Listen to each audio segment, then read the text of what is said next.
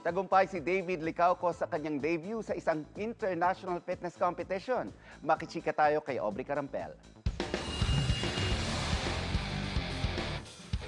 Certified Fitspiration and record breaker si Kapuso actor David Licauco matapos magpakitang gilas sa isang international fitness competition sa Taiwan. David finished strong sa men's open division with a total time of 1 hour 7 minutes and 48 seconds.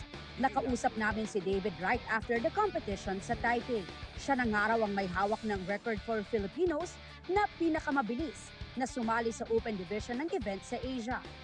Sa naturang event na sinalihan ng halos 2,000 participants, rank 53 si David overall at rank 19 sa kanyang age group. Rank 1 naman siya out of all Pinoys na sumali sa division niya. Sulit daw ang 1 month and a half niyang training para sa kompetisyon. Leading up to this event, nakakatuwa na meron akong look forward to, di ba, na para may reason na kung bakit ka nag-training. Kasi I've been training all my life, pero wala namang parang end goal. Yung competitiveness ko, nabubuhay dahil sa sport na to.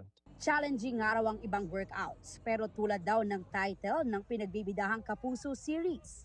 Never say die talaga yung yung spirit. Kailangan mo talagang alamin. And siguro yun talaga, yung lack of knowledge sa sport. Yung doon ako nahirapan. Pagbalik sa bansa, back to taping and training si David. Dahil plano rin niyang muling sumali sa Hong Kong leg ng kompetisyon sa Mayo. Joining sa May with Vince Maristella pero doubles. I just don't want to beat the Philippine record but I want to beat everyone.